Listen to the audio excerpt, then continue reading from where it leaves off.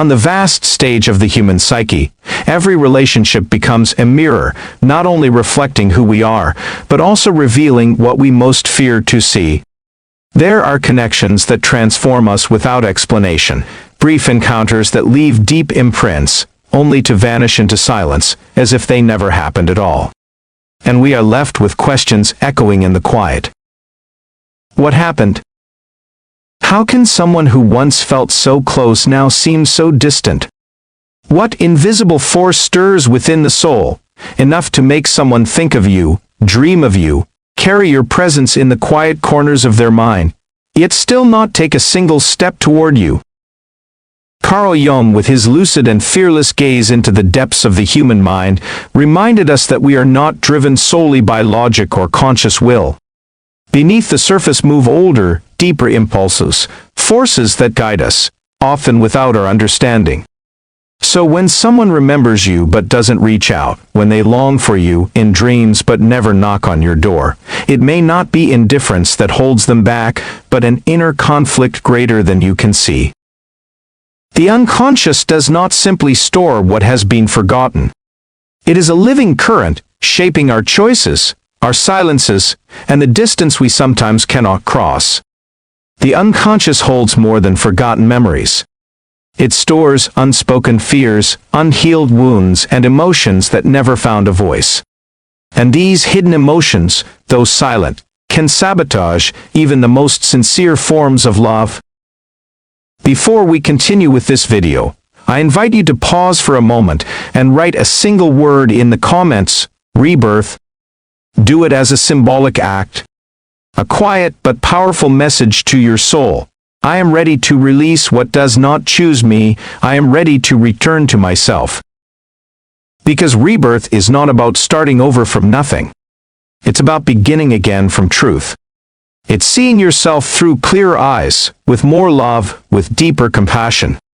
So if something within you is whispering that it's time to let go, to heal, to rebuild, then write rebirth. Because when you write it, you declare it. And when you declare it, you begin to live it. Now imagine for a moment that you are the echo of a love that stirred something too deep, too tender. This was never about what you did or didn't do. It was about what you represented. Sometimes loving someone means awakening parts of them they've spent years trying to bury. Perhaps in your presence, their masks began to fall. Perhaps being near you made their defenses crumble. And that kind of truth can be terrifying. Not everyone is ready to be emotionally naked, to stand in front of their own shadow and truly face it. Carl Jung described the shadow as that repressed part of the self, disowned, denied, yet still deeply influential. It doesn't disappear simply because we ignore it. Instead, it often works through projection, casting onto others the very traits or emotions we refuse to acknowledge in ourselves. You may have witnessed that projection without even realizing it. Perhaps you became the mirror of a tenderness they were taught to suppress, or a symbol of vulnerability that in their personal history was dangerous, something to fear, not embrace. When someone is raised in an environment where love is painful, where intimacy equals risk, closeness itself becomes threatening. Not because of who you are, but because of what your presence awakens within them. In such cases, distance is not always a sign of indifference. Sometimes it's an act of emotional survival. The body retreats, but the soul remains near. The rational mind says, "Stay away," even as the heart races at the thought of you. Jung reminds us that human behavior is never purely logical. It's layered, symbolic, often driven by forces beneath our conscious awareness. To understand others and ourselves, we must be willing to look beneath the surface. There, in the shadows, the real story unfolds. It's no coincidence when someone pulls away just as their feelings begin to deepen. That's often the moment when psychological complexes take hold. Old wounds resurface, and without even realizing it, people begin to act from emotional memories they've never fully processed. They call it fear. but more often it's a tangled mix of unspoken pain, unmet needs, and a quiet confusion between what they long for and what they believe they deserve. Because yes, it happens. Many people, deep down, don't feel worthy of the love they receive, and so they reject it precisely when they need it most. When you encounter this kind of silence, this distance heavy with meaning, it's essential not to interpret it as a reflection of your worth. The fact that someone doesn't reach out does not erase the connection you shared, nor does it diminish your capacity to love. On the contrary, it reveals the intricate and fragile layers of the human soul, layers that resist, protect, and often contradict themselves. Your presence may have stirred deep waters, awakened long-dormant memories, or cast light into places they were not yet ready to see. And not everyone is prepared to illuminate their own darkness.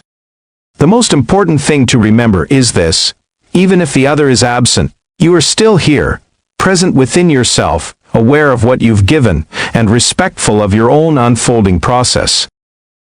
The true journey is not always found in chasing the one who flees. Often, it lies in understanding that every soul is waging an inner war invisible to the eyes of others. Perhaps the most powerful thing you can do is keep your light shining, not as a beacon to guide someone back, but as a quiet testament to your own awakening. Because in the end, the deepest love is not the one that clings, it's the love that understands. The love that can honor another's wounds without abandoning its own center. So when you sense that someone misses you but doesn't reach out, don't rush to see it as an ending. See it as a mirror, an invitation to look beyond appearances and into the invisible roots of human connection. Jung would remind us that it is right there, in that place where the soul hesitates, where love collides with fear, that the true inner work begins. And perhaps, if you have the courage to look inward instead of outward, you'll discover that the real answer doesn't lie in their silence or action, but in your own ability to remain steady, open, and whole, even in the midst of uncertainty. Jung invites us to descend with courage into the darkest caves of our own soul, not to find someone else, but to find our own light. It is not enough to ask why someone pulls away, even though they miss us. The real question is, are we willing to stay present with ourselves, to grow through the silence, and to let love, first and foremost, begin within? The real question is not why they left, but why we long so deeply for their return. What emptiness are we hoping they will fill? What part of us still believes that another's love is the measure of our worth? It is within these questions that the path of individuation begins, a profound, often solitary journey toward discovering who we are beyond the reflections others offer us. When someone misses you but doesn't reach out, it's easy to fall into the trap of interpreting their silence as rejection, as if their distance were a silent verdict that you were not enough. But to see it this way is to view life through the lens of the wound, not through the lens of awareness. Jung reminds us that every human connection is not just an experience, it is an opportunity for self-revelation. Authentic love does not emerge from lack or dependency. It arises from wholeness. It is not a cry for completion, but a free and conscious choice. If someone chooses not to come closer, even if you still live in their heart, that choice is not a reflection of your inadequacy, but of the inner season they are living through. In their distance, there may be fear. There may be confusion. There may be an unconscious battle yet to be faced. And this is where your power lies, in how you choose to respond. Do you cling to their absence, or do you choose to become presence for yourself? Do you exhaust your spirit waiting for the other to awaken, or do you awaken? Suffering begins when we confuse desire with need, when we hand over the keys to our self-worth and ask someone else to validate or complete us. But true wholeness, the sense of being at home within yourself, only arises when you stop chasing what no longer resonates with your soul. When you realize that you don't need to be chosen by anyone in order to feel complete. That is the transformation. That is the breaking point between the old self, hungry for approval, and the new self, rooted in dignity, standing firm in its own truth. Accepting that the other is not ready to love you the way you love them is not resignation. It is freedom. Because in that acceptance, expectation fades and wisdom begins to emerge. The quiet wisdom that understands every soul moves at its own pace. That real love cannot be forced, chased, or extracted. It can only arise through the meeting of two awakened hearts, walking side by side, not dragging each other forward. Carl Jung once said that true connection can only exist when both souls have already walked a part of their inner path. If someone has not yet descended into the depths of their own being, if they haven't faced their shadow or confronted their fears, they won't be able to sustain a deep bond without projecting their unresolved pain onto you. And perhaps you've felt it, that strange sensation of being a mirror for something the other is not yet ready to see. Maybe your presence stirred old memories, long-buried emotions, or a tenderness they've tried to suppress. Maybe, when they looked at you, they unconsciously glimpsed a part of themselves they've denied for years. And so, even though they may miss you, fear keeps them at a distance. The conflict isn't truly with you, but with what you represent in their unconscious. Rather than seeking clarity in their contradictions, pause. Turn inward. Ask yourself, what part of me needs the other to change in order to feel safe? What childhood wound is touched when someone disappears without explanation? The emptiness you feel, the space left by someone's absence, can be a powerful teacher. Because sometimes what we need is not more love from others, but a deeper reconciliation with ourselves. Sometimes what we truly need is not more love from another, but the opportunity to love ourselves more deeply. And that is where silence becomes fertile, where absence transforms into a lesson. Jung said it clearly. One does not become enlightened by imagining figures of light, but by making the darkness conscious. And darkness does not always come in the form we expect. Sometimes it appears as abandonment, as indifference, as rupture. But if instead of resisting it, you choose to observe it, gently, honestly, it begins to reveal the parts of yourself you've long avoided. Perhaps the pain you feel isn't really about them. Maybe it's the resurfacing of an old, familiar ache. The need to be seen, to be chosen, to be validated. But now, you are standing at a threshold. An invitation is being offered. Not to beg for love, but to integrate yourself. Not to convince someone to stay, but to finally convince yourself that you are enough, even if no one else says it aloud. Because only when you fully choose yourself, when you embrace your being, even in solitude, do you begin to draw relationships that reflect wholeness, not lack. As Jung once said, the universe responds to the authentic. Life doesn't always give you what you want, but it often gives you exactly what you need in order to grow. So, if someone misses you but doesn't reach out, don't see it as a failure. Don't turn it into a burden you must carry. Take it for what it is, a sign that this person is in their own process, one that may be very different from yours. And you, in the meantime, are standing before a choice. A choice that can change everything. Instead of waiting, evolve. Instead of pleading for love, find yourself. Because the moment you stop searching outward for what only you can give yourself, everything begins to align.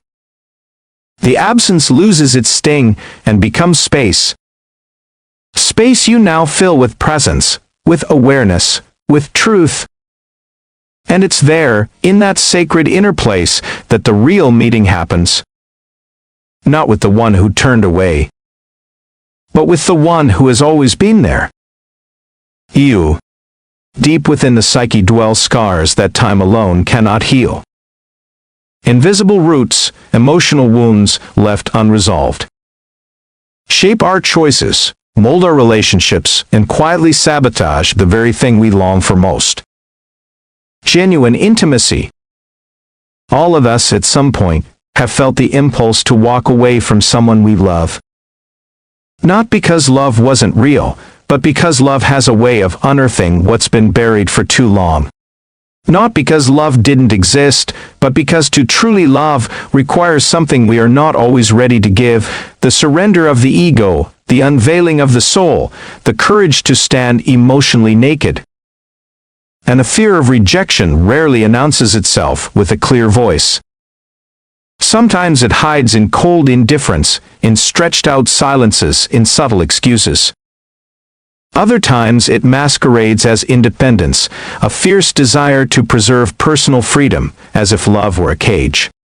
In truth, what we fear is not losing the other, but losing ourselves within the bond, as if surrendering meant sacrificing our very identity. But this is an illusion, born from past wounds, often rooted in childhood, where we learned through pain that to love could also mean to be hurt, abandoned, or ignored.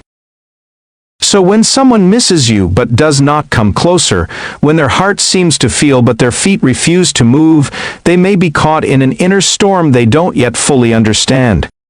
That conflict says nothing about you or what you gave, or your worth as a person. It speaks instead of their inner world, of unresolved battles, of shadowed parts yet to be integrated. Jung affirmed that love, more than an emotion, is a profound psychic process, a path to individuation, a sacred opportunity to integrate what has been fragmented, to reconcile with the disowned parts of ourselves, and to emerge more whole. But this path is not easy. Real love acts as a mirror. It reflects not only our beauty, but also our brokenness.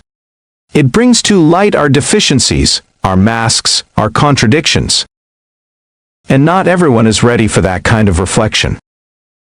Some, upon catching a glimpse of themselves in that mirror, retreat, not because they do not feel, but because feeling overwhelms them. Because to recognize oneself in love means confronting everything that has been buried beneath layers of false security. And so, when the instinct to protect the self becomes stronger than the desire to connect, what surfaces is not surrender, but escape. An escape cloaked in rationality. Emotional distance disguised as, "I'm not ready." And here, a vital question arises, one that cannot be answered with logic, but only with awareness. Do we truly want to walk our path beside someone who has not yet begun to walk their own? Because if the other has not taken the journey inward, if they have not faced their own shadow, that shadow will inevitably bleed into the relationship. And a result of that psychic neglect? A painful dance of projections, where every word, every silence, every gesture becomes a battleground between two unconscious selves. In that silence, in every reaction, every hesitation, the past begins to speak. Words are no longer heard as they are, but filtered through old wounds. What once felt like a connection filled with chemistry and understanding slowly turns into a minefield of fear. Fear of abandonment. Fear of rejection. Fear of not being enough. And fear, when left unchecked, breeds distance. It breeds blame. It breeds coldness. What once promised closeness now begins to fuel disconnection. To love through the Jungian lens is not to lose yourself in the other, but to find yourself through them. It is an act of deep recognition. I see you, and in you I see myself. But if the person standing before you has not yet learned to see themselves with honesty, they will not be able to see you clearly either. They will project their doubts, their insecurities, their guilt onto your image. And if you're not grounded in your own truth, you may begin to carry what was never yours to hold. You may lose yourself in a story that doesn't belong to you. That is when mature love asks for a rare kind of courage. the courage to let go.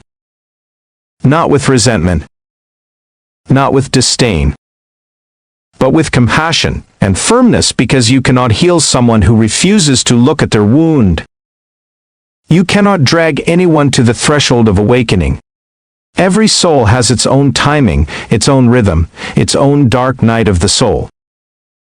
And if the one you love has not yet chosen to face that night, then the wisest and most loving thing you can do is to keep walking your own path.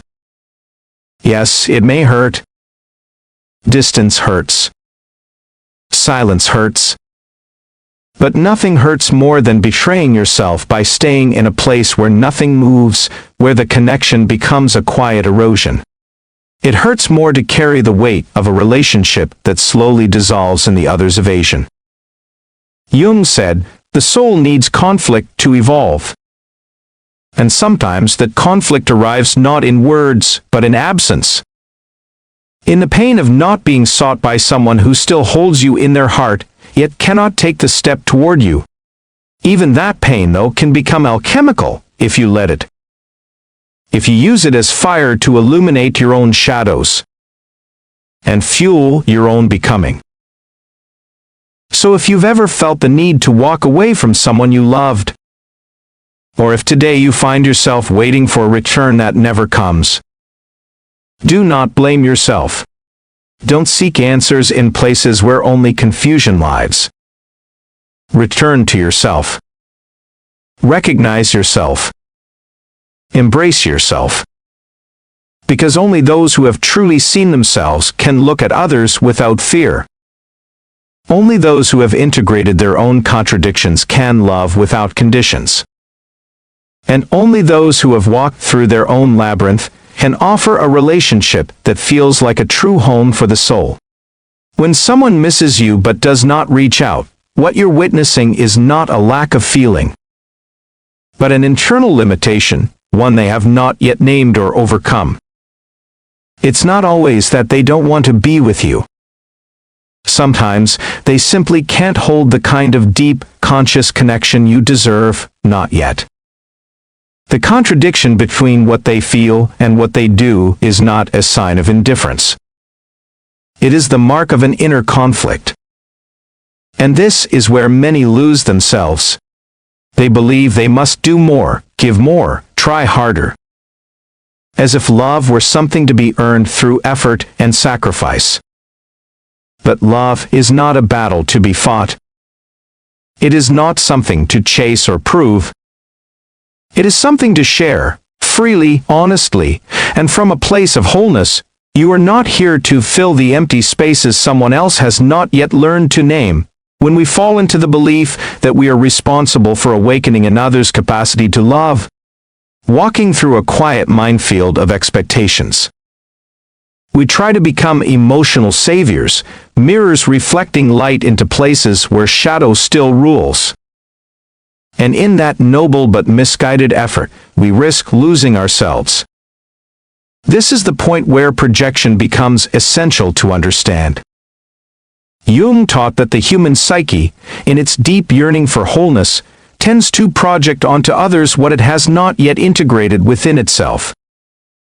We project our hopes, our wounds, our unmet needs. If we feel unworthy, we seek validation in another. If we doubt our value, we search for someone who will reflect back a sense of worth. But when that person pulls away or retreats into silence, what truly hurts is not just their absence. What aches is the echo of an older wound, one that long predates the relationship. A wound that says, I am not enough. I must earn love. I must fix what is broken. And it is right there, in that moment of honest pain, that the true awakening begins. The moment of true transformation begins when you stop asking why the other person doesn't return, and start asking why you need them to. What part of you is still waiting to be chosen in order to feel whole? What emptiness are you trying to fill with someone else's attention, affection, or presence? It is within this kind of introspection that true healing is born. Because when you begin to understand that their absence is not a judgment of your worth, but a reflection of their own inner process, you stop seeing yourself as the victim of abandonment and start recognizing yourself as the protagonist of your own journey.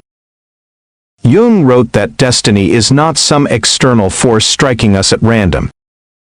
It is the sum of our conscious and unconscious choices. So if you find yourself repeatedly drawn to love where you are not a priority, it isn't coincidence. It's a pattern. And that pattern deserves to be seen with compassion, yes, but also with responsibility. Because as long as you keep trying to earn the love of someone who is not emotionally available, you are quietly abandoning the most important relationship of all. The one you have with yourself. Accepting that someone misses you but doesn't reach out can be devastating. If your sense of self-worth is tied to their response, we've been conditioned to believe that love is proven through actions, through messages, through visible gestures. But sometimes, the greatest act of love another can offer is their absence. Because their unconscious presence, full of confusion, fear, or unresolved pain, could wound you far more than their conscious distance ever could. And so, a choice arises. You can stay there, waiting for signs, interpreting silences, begging the universe for explanations. Or you can choose to use that space to return to yourself, to rebuild your emotional autonomy, to rediscover your power. Because true love is not born from need. It is born from freedom. It is not a chain that binds, but a mirror that reveals. And when that mirror shows you the parts of yourself still searching for external validation, it's not a call to chase, but an invitation to heal. Because a real relationship, an authentic bond, should not feel like a constant emotional negotiation. You should never have to convince someone to stay, nor disguise abandonment with excuses dressed as understanding. When someone pulls away, the question should not be, "What did I do wrong?" but rather, "What is this situation teaching me about myself? Am I seeking love from a place of lack or from a place of wholeness? From dependence or from conscious choice?" In that answer lies the seed of transformation. True growth begins not when you keep waiting, but when you turn inward, moving not toward the other, but toward yourself. The human mind is a labyrinth of emotion, often governed by fears so deeply rooted they remain hidden even from our conscious awareness. Not everything we feel can be immediately understood, and not everything the other person feels will translate into action. Jung understood that the psyche is vast and layered, and that many choices, even the most painful ones, are made from places the person themselves may not yet fully comprehend. There are those who feel deeply and flee even more fiercely, not because they don't care, but because what they feel when they're with you touches parts of them they are not yet ready to face. Some were raised in environments where love was scarce, unpredictable, or conditional, where affection came at a cost, and vulnerability was met with danger or disappointment. They learned to protect themselves not by connecting, but by retreating even though they may now want to love differently.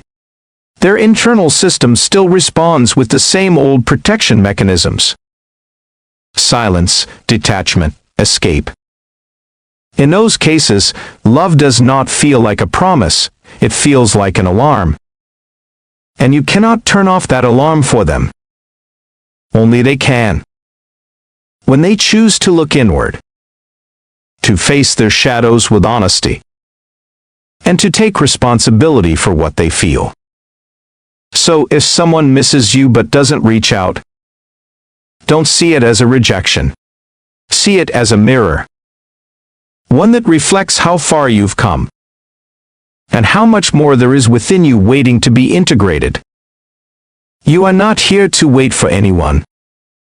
You are here to evolve, to heal your wounds, to love yourself unconditionally. Because when you do, you begin to attract relationships where love is not a struggle, but a dance where both partners choose, day after day, to show up, not out of need, but from shared wholeness. They may carry you in their heart, think of you more often than they dare to admit, and something in them may stir every time your name crosses their mind. But it's also possible that the very same heart, burdened with unresolved memories, tells them to stay away. Not because there is no love, but because there is still fear. Jung stated it clearly. Emotional wounds that are not brought into consciousness do not disappear. They simply retreat into the shadow. And from there, from the unacknowledged and unseen, they continue to shape our decisions, our relationships, our silences. Emotional avoidance is not indifference. It is a defense mechanism. A psychic strategy the mind activates to avoid reliving pain it once could not bear. Many people learn to withdraw from what they desire most, not because they do not value it, but because they do not know how to hold it without hurting. For someone who has not yet healed, love becomes a threat, a tenderness too raw, too vulnerable, too close to the source of their deepest fears. So yes, someone may miss you deeply, and still feel that coming closer would mean exposing themselves to loss, to disappointment, to emotional collapse.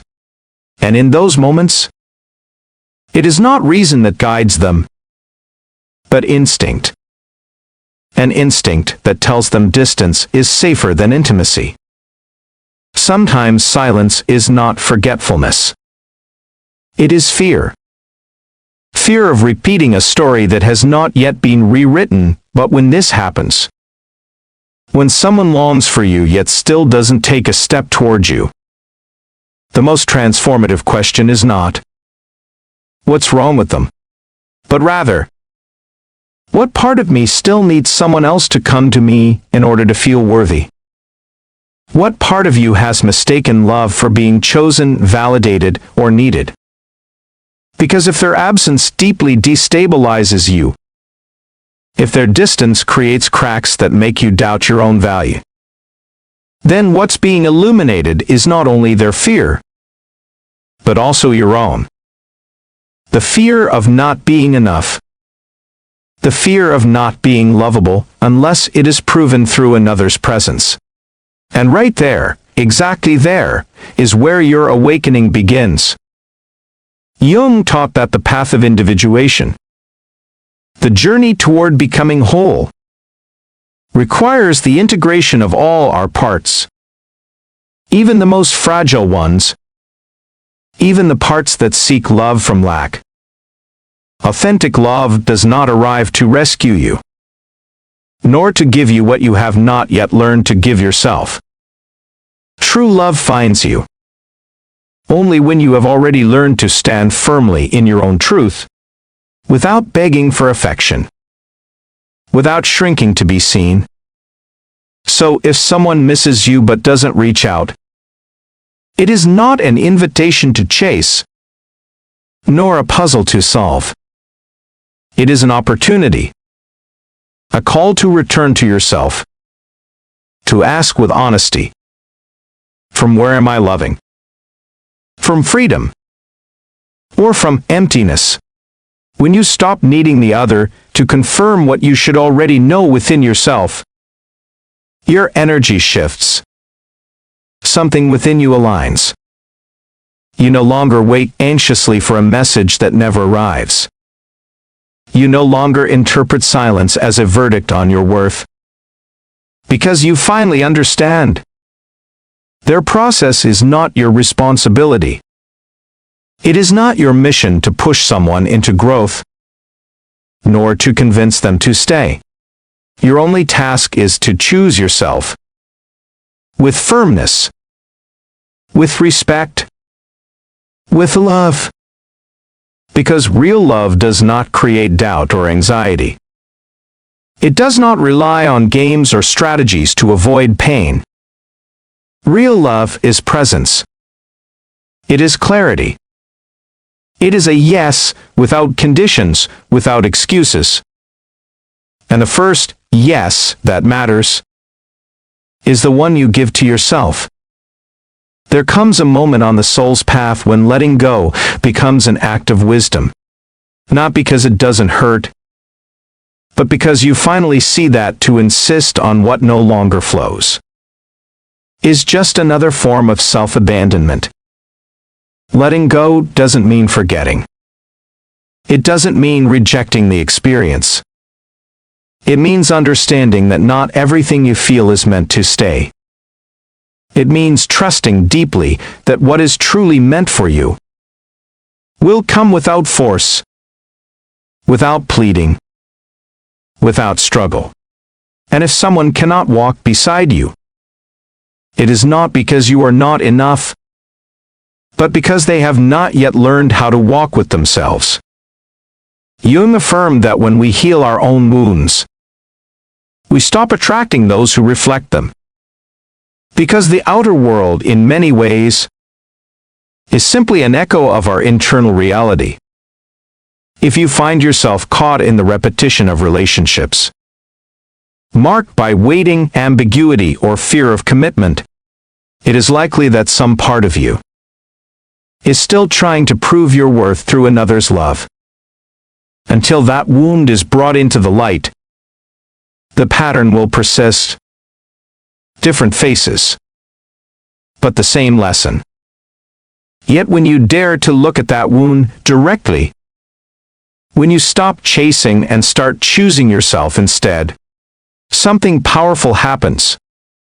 The cycle breaks, and without even searching for it, you begin to vibrate at a new frequency. You draw in relationships rooted not in fear or lack, but in truth and reciprocity. Connections where you don't have to beg to be seen, because you are already recognized. Where you no longer have to wait to be chosen, because you have already chosen yourself. So, if today you find yourself facing the absence of someone who thinks of you, but does not reach out, do not see it as a loss. See it as a sacred opportunity for growth. Perhaps that absence did not come to hurt you, but to show you how far you've come, how deeply you can support yourself without surrendering your power, and how much more you truly deserve when you choose to live in alignment with your own truth. Because love is not begging. Love is being so full within yourself that anything that arrives from outside is simply a reflection of what you've already found within. And here's the truth that could mark a profound turning point in your emotional life. You have the power to transform this dynamic. The moment you choose to stop waiting, not out of resignation, but from awareness. Not as someone who gives up, but as someone who wakes up. Because real transformation begins not when you ask why the other hasn't come to you, but when you finally ask yourself, why am I still waiting? And instead you turn your gaze inward, toward the only question that truly changes everything. What do I truly need to feel whole? And in asking that, you discover something powerful. The deepest, most stable, most liberating love does not come from someone else. It comes from you. From your ability to sit with yourself in honesty. From your decision to recognize your worth without needing anyone to confirm it. from your commitment to your own healing, your acceptance, your growth. And so, when you stop seeking your value in the presence or absence of another, when you no longer depend on their words to define your light, you awaken to the most essential truth. You are already enough. Not because someone needs you, but because you are here, present for yourself. In that silence, which once wounded you, you now find space. Space for clarity. Space for peace. Space to love not from longing, but from wholeness. And in that sacred shift, you don't just end a chapter. You end a pattern. You no longer wait to be seen, because at last, you see yourself. You no longer seek to be chosen, because you have already chosen your own path. And only then, when your world no longer revolves around someone else's steps, can you experience a love that is neither escape nor dependency, but a true meeting. A meeting between two whole beings, who know who they are, who do not fear their shadows, and who choose, freely and consciously, to grow together, without fear, without conditions, and without losing themselves along the way.